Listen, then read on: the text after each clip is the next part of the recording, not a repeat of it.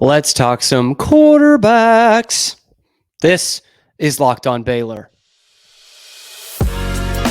You are Locked On Baylor, your daily podcast on the Baylor Bears, part of the Locked On Podcast Network, your team every day.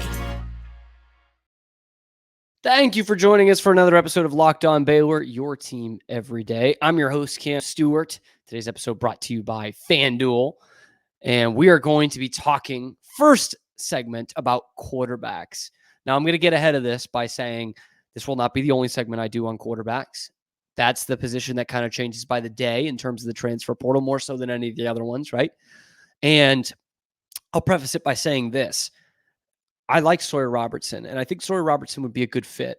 From what we've seen from him, I think he'd be a good fit in the kind of offense that Spavital usually runs. That said, you only have 2 scholarship quarterbacks on the roster right now. You will be bringing in a third in Nate Bennett, but a true freshman. So you will need to bring someone in for depth purposes at the very least. And I think with the quality of quarterback that Baylor has in there, which isn't terrible, not even bad, but versus the quality of quarterback that's in the transfer portal, which is pretty good to solid, that someone could come in and compete for the starting job like Sawyer Robertson did last year, ultimately losing out to Blake Shapen, but that could happen. And speaking of Blake Shapen, his name is in the transfer portal. He's had some cryptic posts. He might come back to Baylor. I'm not holding my breath on it. In fact, if you asked me if you put a gun to my foot, let alone my head, I would say no, I don't think he is coming back to Baylor. And all the best to him and all that great stuff. But Baylor needs to find someone, if for nothing else, for depth purposes, like he did with RJ Martinez coming in from Northern Arizona last year. So I have highlighted some of the guys. Of course, you heard on yesterday's episode, Matthew Sluka, the guy who I am so in on. I am just so in on the phenomenon of this FCS quarterback from Holy Cross. Of course, people are commenting that if he was so good, why didn't he play at the Eastern powerhouses like Harvard or BC? Wow, I don't know. Probably because Holy Cross is better than those teams, by the way. So I've already talked about Matthew Sluka. If you haven't caught that, that's on yesterday's episode. We have a single video in there entitled the FCS Lamar Jackson. If you listen, it's more like the FCS JT Barrett or Gary Bohannon, but kind of that same style of play, just not quite as quick as someone like Lamar Jackson. So looking at some of the other quarterbacks that are in the portal, Sluka is the only one that Baylor has offered. They're one of like 25 teams that have offered Sluka. So these guys have not been offered yet, but have some sort of loose ties, if not being recruited on Twitter by some of the current Baylor players. Okay. First one I'm looking at is someone I was really high on last year when he was coming out of Louisiana Monroe and hitting the transfer portal, and that's Chandler Rogers. He ended up going to North Texas and won the starting job a few weeks into the season, if I'm not mistaken, and just took over and was the best quarterback in the American, even though he didn't win the postseason award. He goes 62%, 3,400 yards, 29 touchdowns to 5 picks at UNT. That's pretty good. In fact, he had a great partnership with Jamori Macklin, who I'm going to talk about in the wide receiver episode. And the thought of bringing both of those guys in there is just mouth-watering. But this is a kid who will be at his 4th school, wherever he chooses to go. But it's kind of the beauty of the transfer portal rather than the demise of it. This is not JT Daniels just finding a new place and kind of moving down every year. In fact, this kid's moving up. Blinn to Louisiana Monroe to North Texas. And he has stood out in each of those places. Now, he's not the biggest quarterback on the market, 6 foot nothing and 195. So has a build of about a Kyler Murray. Does not have the speed and athleticism of Kyler Murray, but does have a pretty good arm for a guy of his size. I use the term he throws above his build, so to speak, throws above his weight. Because looking at some film that he had last year against Texas in Austin, a game that obviously ULM lost, but he was zipping some balls in there. He was reading defenses really well. That's something that all of his coaches have said about him on his way out, is that he's just a really smart quarterback who reads defenses really well pre-snap and post-snap, which there are so many college quarterbacks that can either do one or the other and so many that can do neither. And Chandler Rogers seems to have that ability. Both the ULM coach and the UNT coach has said something similar to that effect around him about his IQ and his way to read defenses. So he's experienced. Like this is the beauty of the transfer portal. He goes to bigger stops. He learns more. He plays really well. He looks for a bigger opportunity. So I really liked him last year. Dual threat, not necessarily. He is an athletic kid who can get out of the pocket and run, but he is a pocket passer. All his numbers would indicate that. So he can really zip the ball for a kid of his size. So I like him. I think he has the potential, if he keeps moving up the way he has, if he were to come to Baylor, has a lot of the skill set of Blake Shapen, but just everything a little bit better. Again, if he keeps on that trajectory, I think the way I'm saying that isn't coming across right, but like he has a style of Blake Shapen, but from what I've seen on film, he can put more zip on a ball than Blake Shapen can. And they both take a lot of hits, but Chandler Rogers is probably a better runner out of the pocket than Blake Shapen is. So all of those things positive. So it's a kid who is going to get a good offer. He's going to play in the Power 5 now. I absolutely believe it, to the point of guaranteeing it. He's going to play in the Power 5. He just keeps going to bigger places and doing better. Mansfield native as well. So he is a Texas kid. And speaking of another Texas kid, up in that same Metroplex area, this kid's from Louisville High School. And if you're watching on YouTube, you've probably been wondering about this first bullet point on there. Let me just say, I am not comparing these two players by their accomplishments or even necessarily their skill set, but the play style and the build of Taylen Green, who is the quarterback at Boise State, the play style and the build and the way he runs is a lot like Cam Newton. Now, I put he's diet Cam Newton. He's diet Cam Newton, okay? That still means you're a good player, Taylen. But I just felt asinine saying he's Cam Newton. But when you look at the build and the way he runs the football, you would agree with me. Trust me. So he's coming from Boise State, 2 seasons as the starter, so a couple years of eligibility left. And the passing numbers especially just don't jump off the page at you, okay? Hand up. It doesn't. 59% completion percentage, just a hair under 3,800 yards, 25 touchdowns, and 15 picks. That's in 2 years, okay? 15 picks in there, 2 years. And in that time, he rushed for over 1,000 yards total in those 2 seasons and 19 rushing touchdowns, 440 yards on the ground this year. So again, it's not eye-popping, but he did get better as the season went on, especially this year.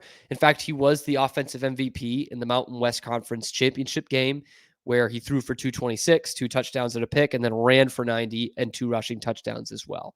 So he does have some explosiveness and has gotten better as the season goes on, but you watch his highlight tape and he is a big kid. He is really tough to bring down and he plays angles really well.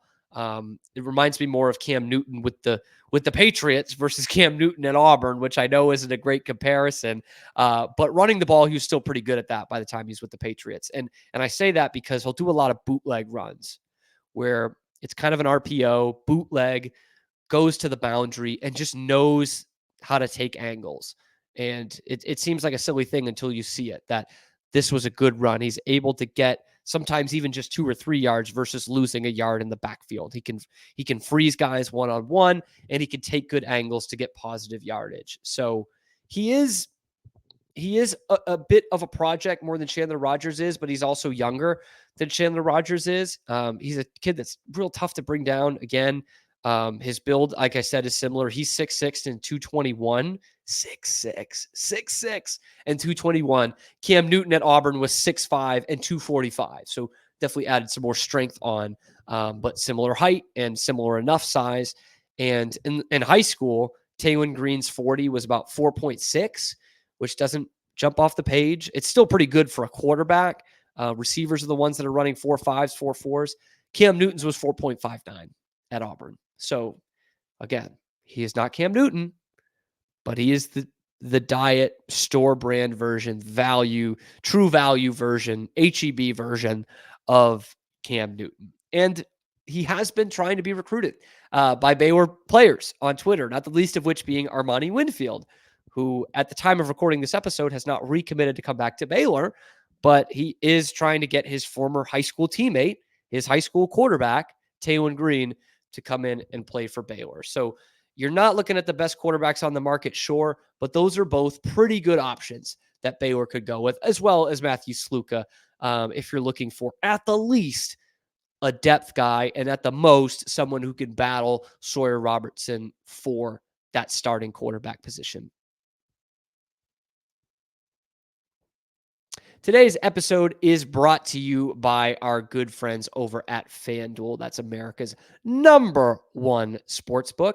And all these sports going on right now, NBA, NFL, NHL, you got college basketball going on, college football playoff coming up soon, and bowl season. There's no better time to use FanDuel than right now. And if that doesn't convince you, how about this? New customers get $150 in bonus bets with any winning $5 money line bet. That's $150 if your team wins. So if you've been thinking about joining, this is the time. It's so easy to use. Spreads, player props, over-unders, anything you can think of, they've got it on there. So what you got to do is go to FanDuel.com/lockedon. Okay? That's FanDuel.com/lockedon. Because new customers get $150 in bonus bets with any winning $5 money line bet. So go there today. FanDuel, official partner of the NFL. Shifting focus to more of the Big 12 in general. And I know this isn't exactly Baylor specific, but it would affect Baylor with this move that is being proposed and rumored. And it has to do with the greater college football landscape. The Florida State Seminoles got screwed, royally screwed by the College Football Playoff Committee. That's no secret to you. You already know that. They know that. You know that. The College Football Playoff Committee knows that. And all the headlines this week talking about how the CFP would lose X $100 million because they wouldn't have had an SEC team in there just shows exactly where their mind is at. And the fact that the playoff committee sits there and tells us it's one player not being in there that keeps an entire 13-0 ACC championship team out of the playoff is disturbing and disgusting. And Florida State is apparently thinking about boycotting this Orange Bowl against Georgia. And normally I would say don't do that, but I'm all in for this. Boycott them. Because those headlines of here's as much money as the college football playoff wouldn't make if you guys were in there, those will go away. People will forget about that. They shouldn't, but they will. Now, if you refuse to play Georgia in the Orange Bowl and those headlines are there, they don't go away. That becomes a story. That stays a story for years and years and years and could lead to martyrdom of the college football landscape for Florida State. So normally, no, play the game. But if Florida State is really thinking about this and their players are on board, I say go for it, man. Send a message. And especially, too, with being down your third-string quarterback, I don't think you're beating Georgia. So don't leave it. Don't leave the doubt. Leave the doubt of a 13-0 team that should have absolutely been in the playoff. And so the greater point of this is Florida State, they're not going to stop at boycotting a bowl game or even thinking about boycotting a bowl game. They need change. They were left out as the 13-0 ACC champions for a 12-1 Big 12 champion. So not being left out by another undefeated team in an equal conference. What the college football playoff told them is you're being punished because you're in the ACC. That the Big 12 is better than you. They spit on you because you're in the ACC and not in the Big 12. Florida State should be pissed about that. Texas might well be the better team. Might well be in terms of what coaches want to face. But you want to talk about a more deserving team, Florida State 13-0 ACC champions. They should have been in there. And quite frankly, if it were up to me, I would have kept Texas in there and put Florida State over Alabama, personally. And so that brings up an old demon for Florida State that they've been talking about for years now. They got to leave. they've got to leave the ACC. They just got screwed over by their own conference, like Baylor did back in 2014. But the difference is Baylor was not big enough to leave the Big 12. Florida State is big enough to leave the ACC. So naturally, their first look is towards the SEC, right? That's not going to work. SEC doesn't want them. They're okay with where they're at. And that's been evidenced by them not being in the cycle. Florida State. SEC went out and got Texas and Oklahoma. They don't want Florida State. So the natural landing spot for Florida State and possibly a Miami is the Big Ten. And for the Big Ten, it makes a lot of sense to get that corner of the country, to get another market in there, to get a great recruiting base in Florida. That said, the Big Ten's already pretty big. They're going coast to coast already. There is a small chance that they pass on that offer, and all Florida State would be left with is the Big 12. The Big 12 would take them in a heartbeat. In a heartbeat. Florida State's going to say, okay, you want to leave us out because we're not in the Big 12? You can't leave us out now. But more likely they would go to the Big 10. And that would still have ramifications for the Big 12. If Florida State and Miami and Clemson and North Carolina leave the ACC, because it's not going to be just one, probably not even just two schools. If Big Ten's going and getting more of the East Coast and down into Dixie and Florida, they're going to get 3 or 4 teams. They're not just settling for Florida State. So then you have this ACC that has been gutted, that still has 10 teams, but none of them that are a draw, especially in football when they don't have Notre Dame. Then you're talking about a conference with Syracuse, Pitt, Boston College, Duke, Georgia Tech, Wake. That's a dead conference if this happens. So even if Florida State goes to the Big Ten, the rest of those schools need somewhere else to go. It's not going to be worth it to keep that conference around with the new subdivision and the continued realignment and the TV deals that are going to have to come in the next few years. That's when you would start to see an exodus going to the Big 12. And if that were the case, where Florida State and their buddies goes to the Big 10, all of a sudden, Brett Yormark and the Big 12 has their pick of the litter. Kind of like they did with the Pac-12. Sloppy seconds, but then again, pick of the litter, because they don't need to take everybody. Does that make sense? Is that a good enough analogy? So if that were the case, let's say it's those 4 teams that I mentioned. Florida State, Miami, North Carolina, and Clemson. Those are the 4 best programs in athletic departments in the ACC, for sure, if nothing else for branding purposes in the case of Miami. Then the Big 12 can still get away with, okay, it's still 2 super conferences. That hasn't changed. We, as in the Big 12, are in the same spot. We're not getting any worse. We can only get better. And you bring in a Duke, great for basketball, decent enough in football. A Syracuse, which is a decent-sized brand. Pitt, which is not a bad athletics department in their good years, which they're not in a good year right now.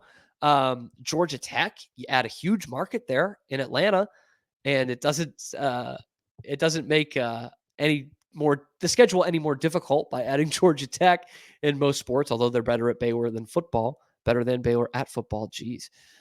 So even the Florida State has got to get out, like no matter what. And even if it's them going to the Big Ten, this benefits the Big 12 tremendously. So let me know what you think, please, down in the comments, because I'd love to hear some more perspectives on this, on whether Florida State would even have the chance of the Big 12, because I think they do if the Big 10 doesn't accept them, because they still need to move. And they could make this a very comfortably the 3rd best conference, which they already are, but now improve that and improve their college football playoff chances. Or if this just means all the castaways, all the outcasts of the ACC come to the Big 12. I'll take it either way, personally. I think it'd be great for the league. And what's so great for the league are my friends over at Prize Picks. Now you got basketball season here, okay? And you can pick combo projections across football and basketball with the Specials League. It's a league created specifically for these combo projections that include 2 or more players from different sports or leagues. So, for example, you could do Steph Curry plus, I don't know, AJ Brown for 10.5 3-pointers plus receptions. And you're walking away with easy money. You get your eyes glued in on 2 games, and it's a whole bunch of fun with money coming in at the end. And you know who else likes to do that? Meek Mill. I know you've heard of Meek Mill. You can go to the community pages, see his plays, see what he's betting on too, and see all the celebrities that are using Prize Picks. And my favorite part about it is the reboot policy so that your entries stay in play even if one of your players gets injured. So for football and basketball games, if you have a player who exits the game in the first half and doesn't return in the second, that player is rebooted. Prize Picks is the only daily fantasy sports platform with an injury insurance policy. So now is the time, okay? Go to prizepicks.com/lockedoncollege and use the code LOCKEDONCollege for a first deposit match up to $100. Again, that's prizepicks.com/lockedoncollege and use the code Locked On College for a first deposit match up to $100. Prize Picks, daily fantasy sports made easy.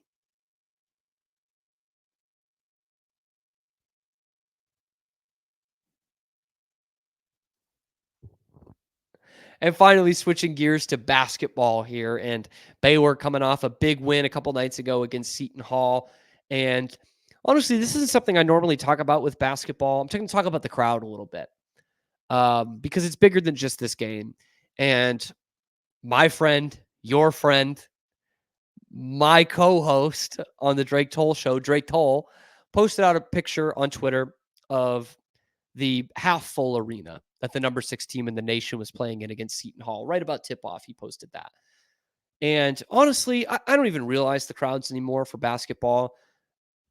It's not good. I mean, we have to admit that. It's not good. The basketball fandom is not good enough for the team that's out there on the court. And that's sad. And it's not the students' fault. The students are always out there in full force. They were once again. But in these midweek games, you just get nothing from the non-students in the arena. Now, it was about half full, maybe 65% full, maybe, on Tuesday night. And in terms of tickets that were bought, it was about 8,300 out of 10,000. That number did not go through the turnstiles. It did not.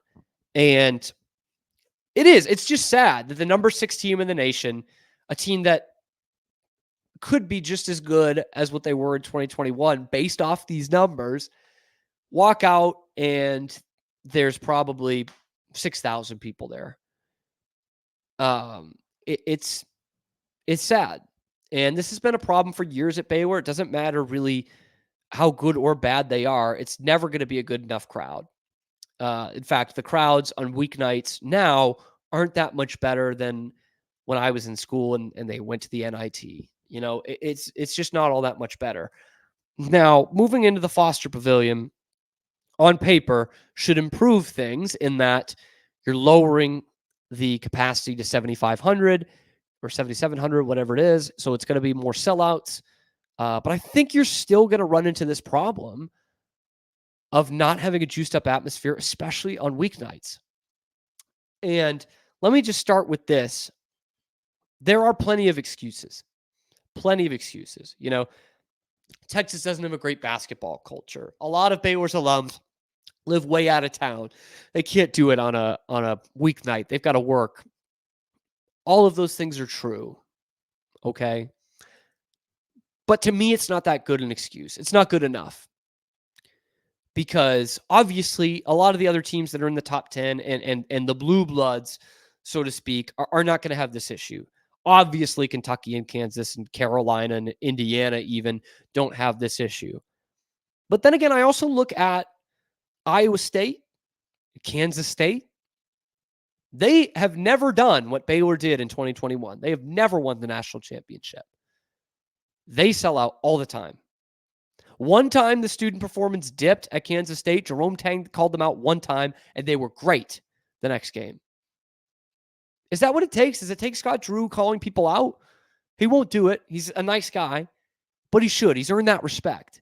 And he's earned the right to say this crowd, doggone it, is not good enough for the guys that are out there giving it 110% and trying to raise banners in this new building. And he would be right. It's not good enough. And I'm hoping the Foster changes it because it's going to be a great place to watch a game. I hope it's not just a fad for 1 year. But then again, they're also going to be reducing student capacity, which is just the wrong move entirely. I know you've got to appease to season ticket holders, but these are the ones that actually show up. This is what this sport is for. This is what this arena is for, the students, and creating a great atmosphere. Okay, sure, you can sell out more games, but these are Baylor fans we're talking about. If they're not the students, they're not going to make it a great atmosphere. They're going to sit on their hands all night, and they're going to watch the students beg and plead to get them to get louder, and the scoreboard beg and plead them to get louder. And that's the thing. I kind of complain about it with football and fan engagement not being in great shape for football. But in basketball, Baylor's really trying. I got to give them some credit there. They're really trying.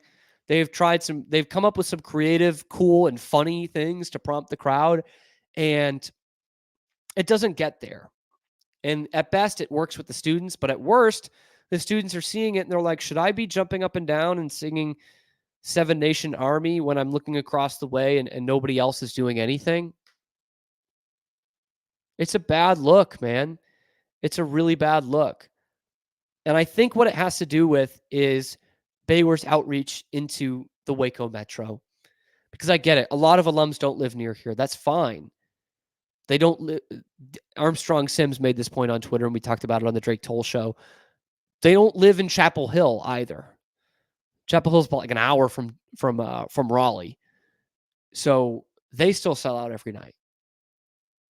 Okay. And not everyone lives in Ames. Not everyone lives in Manhattan. They still sell out all the time. They're not all living in Iowa City. They still do really well. So Baylor needs to get this 250,000 population and the Waco Metro to start going to games. And honestly, I would love to hear some solutions for that. For those of you who are Baylor fans, who live in Waco, who have for a long time, what is the disconnect? I know there's socioeconomic disconnect from the students to the folks in the community. I've lived in Waco for years now, living in Waco. So I get that. I do. But I would love to know what is going to get Waco and the Waco area into a better college community in general, but especially in this case, basketball, because football needs the help too, by the way. What is it going to take? Please drop that down below in the comments. I'm really hoping it gets better. That's probably my last game at the Ferrell Center because I'll be away for the last one ever. Can't wait to see what it's like at the Foster Pavilion, and can't wait to see what it's like on a weeknight in a Big 12 conference game.